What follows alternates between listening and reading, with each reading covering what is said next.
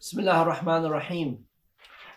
I think this is session 4. The biggest problem that we can see all humans have somehow one way or another faced is their inability to control their feelings or their emotions.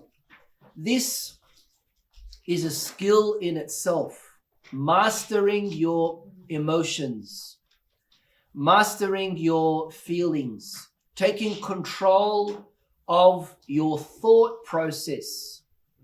Why is it that you have some people who are unable to control their what we call intrusive thoughts? Yani sometimes people contact me and they say, I can't get rid of kufri ideas that I have about God, that I just feel like ukfuring, for example.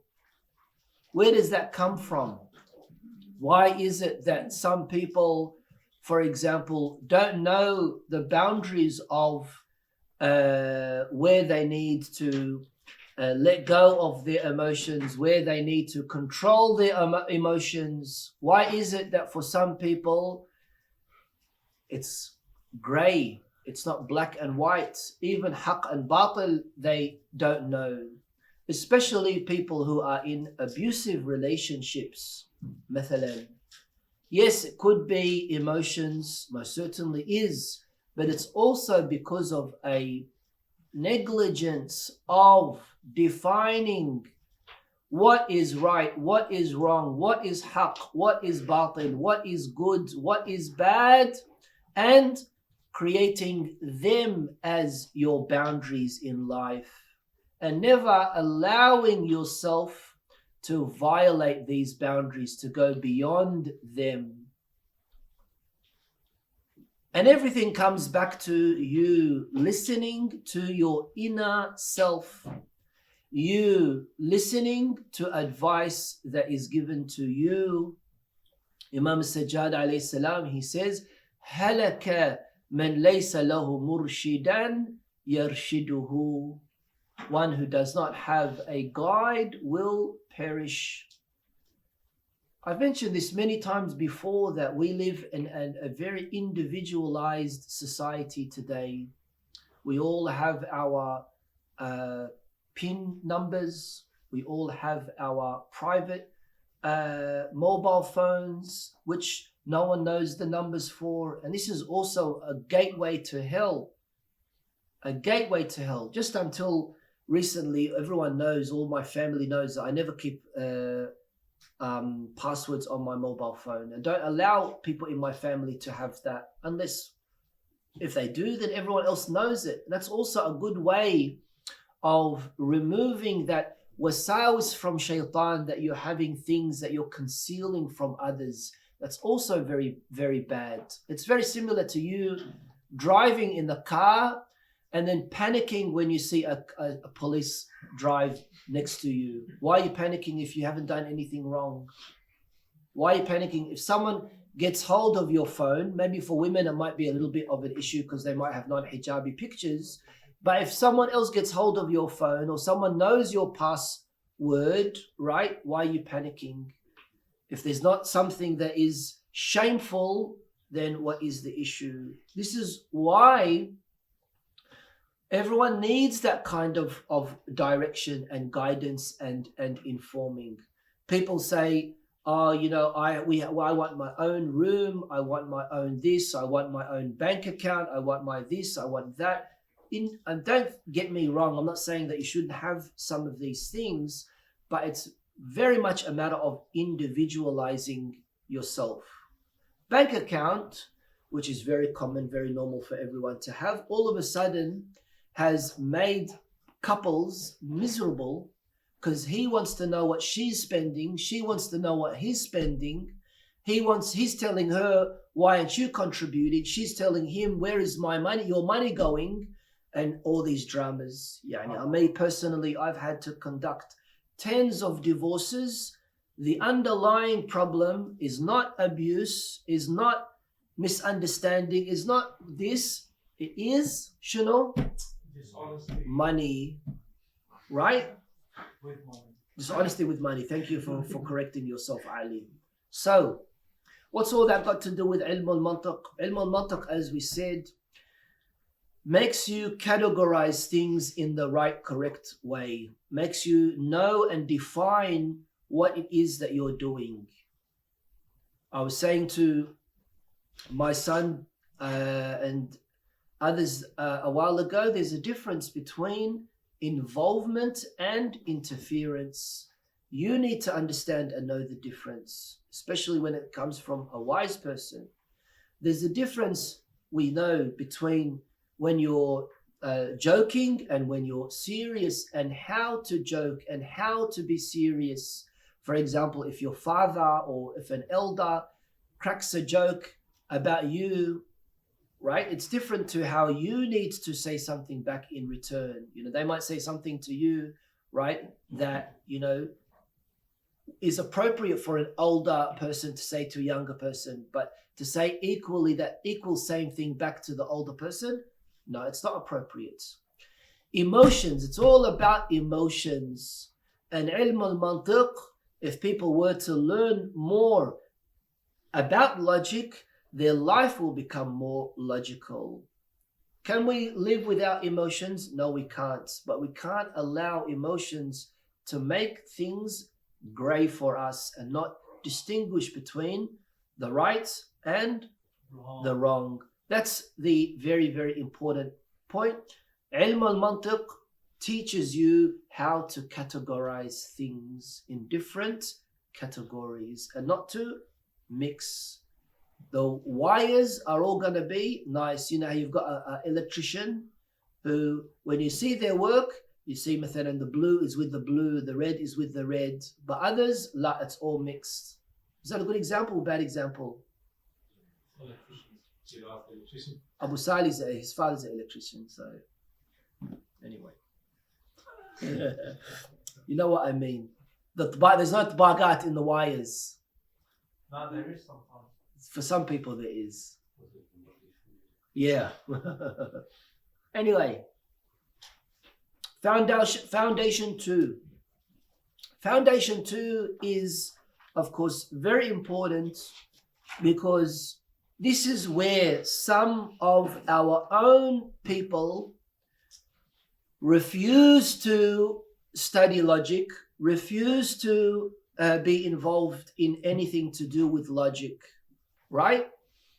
You, even me right now, teaching logic is something that would create a big commotion and controversy in the eyes of others. Sheikh Zaid is teaching logic, right? And it's happened many times before.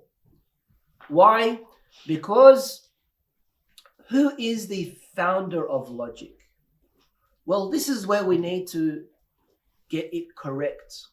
Logic has always been with us as human beings, but has it been formulated into an institutionalized subject that has an overall body as far as it being a, what can we say, textbook?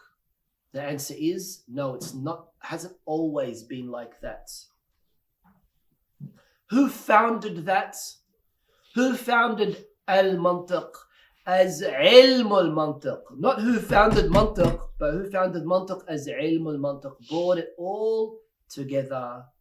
He was Aristotle, right?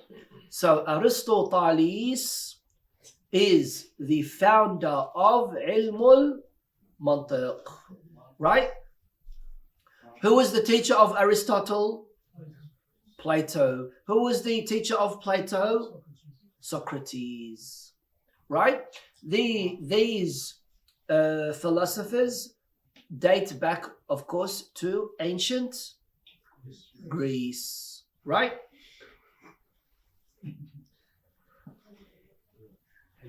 Now, what did Ali say?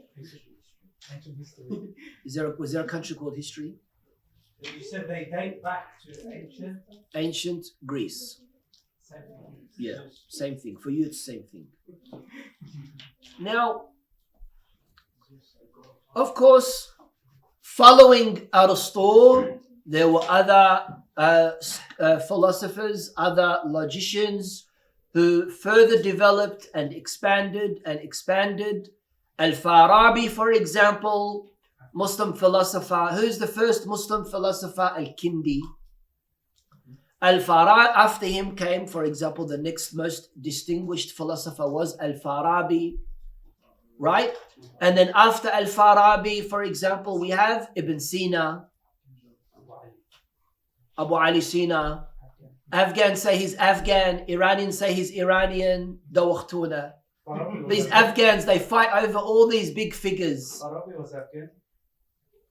Well, Ibn Sina was born in came from Bukhara. No, it's from Bukhara. Bukhara. Afghanistan. Balkh or Bukhara. Balkh. And Rumi, for example, he's also Afghan, isn't he? Yeah. Thank you. So we've got Iranian, we've got Afghans here, but there's more Afghans. So this is going to be a big fight here. So, after Ibn Sina, for example, you've got Ibn Rushd al-Andalusi. Ibn Rushd. Ibn Sina, they refer to him in Western philosophy, in Western circles, they refer to him as Avicenna. With Ibn Rushd, they refer to him, his name in the West is Averroes, because their textbooks were studied for hundreds of years in Latin. For hundreds of years, their books were studied, right? And of course, that again further developed. Shia ulama started to write on ilm al-Mantiq all the way until today. You know, the most outstanding ilm al-Mantiq book that we have today is, Sheikh Muhammad Ridha al-Mudaffar's book on ilm al-Mantiq, for example, that everyone studies in Hawza, right? Unfortunately, that's the only book that is mandatory to study, but there are many other books as well in ilm al-Mantiq. Okay, if you go to that resource page on Facebook that I have, it's got the names of the books and the levels as well, if you've seen it. If anyone has Facebook, you just send that to me and I'll send it to the group. Okay, let's read this.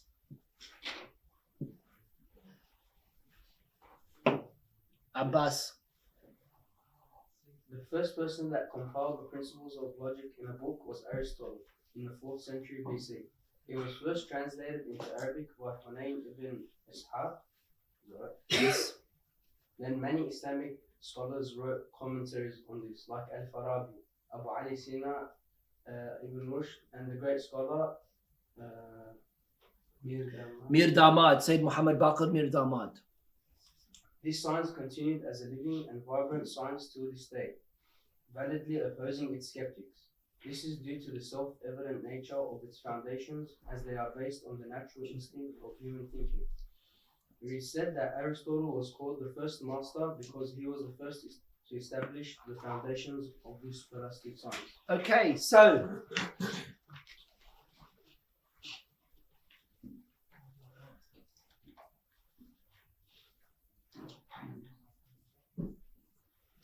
Al-Muallim al-Awwal was Aristotle. Al-Muallim al-Awwal. And then Al-Muallim al-Thani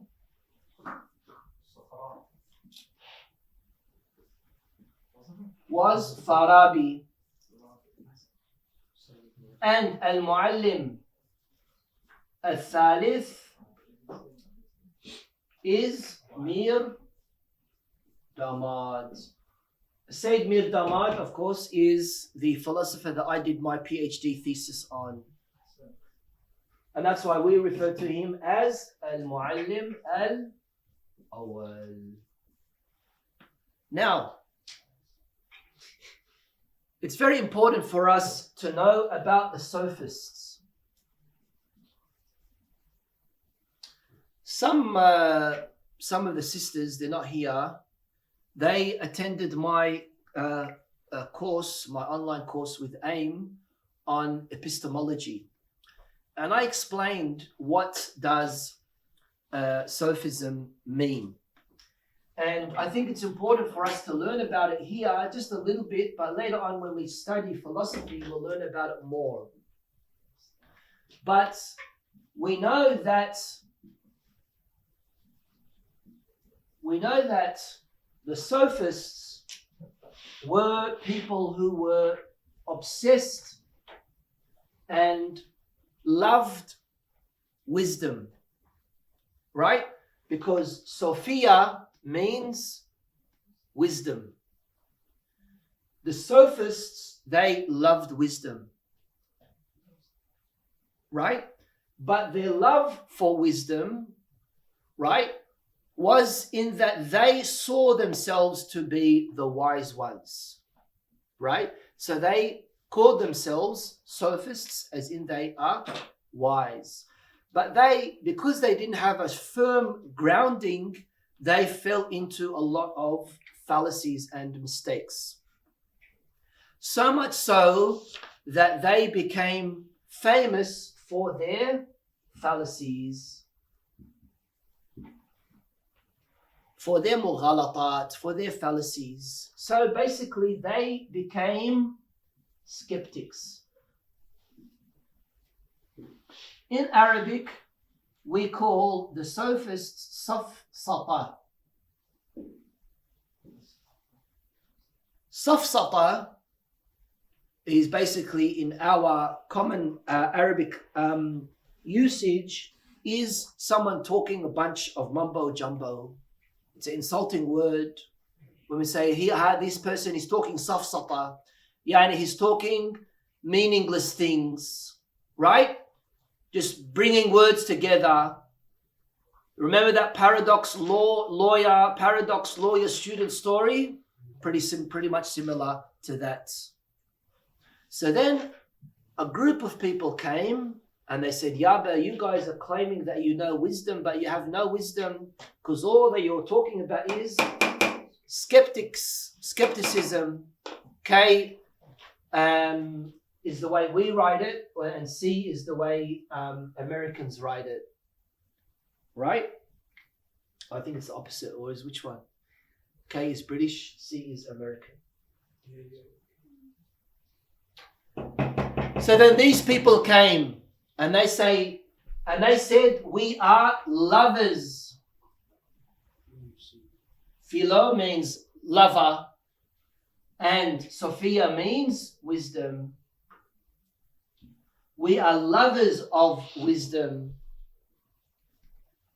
So the philosophers were against the Sophists. This, of course, all happened during the time of Aristotle, during the time of Plato, during the time of Socrates, right? Socrates was killed. He had to drink poison, right? As a form of a punishment because of the events that occurred at that time. But anyway, I wanted to explain what Sophists meant because, as we see here, it says they validly opposed the skeptics. The skeptics who were before the Sophists, they became the skeptics. Right?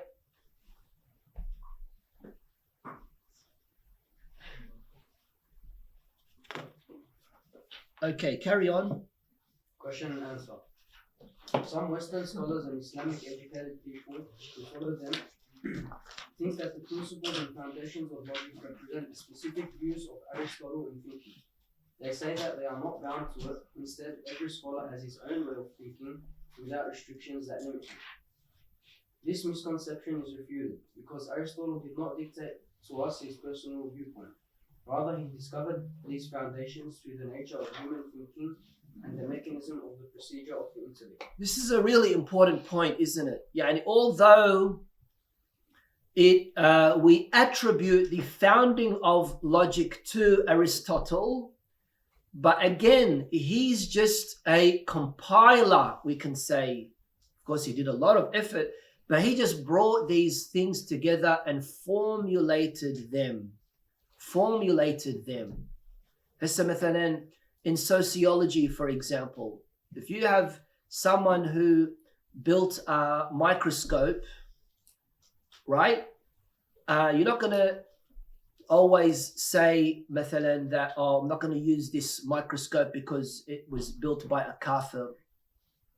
What sense does that make? Absolutely. Or a theory in sociology or whatnot. And this is why even for us, it's not just this.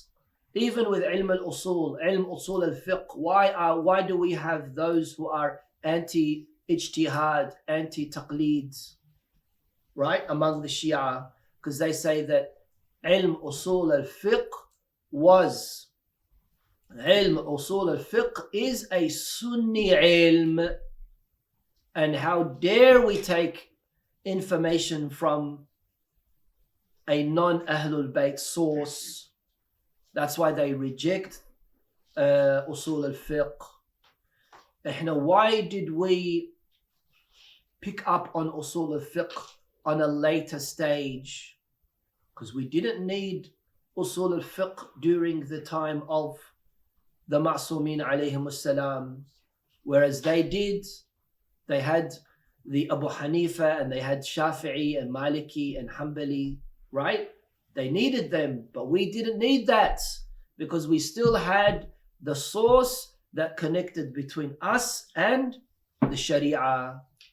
And that's why they developed it in the early stages, usul al-fiqh, and then of course we expanded on it. Shia ulama, of course, expanded on it. Shia took over, expanded on it, and now it's categorically, in many of its elements, different. For example, they have qiyas, we don't believe in qiyas. They have istihsan, we don't believe in istihsan. And all these other things. Even with logic, look at what our ulama have developed. Even in philosophy, it's 10 times more than what it is that Aristotle and that have written about. And therefore, this is this point is really important. Carry on.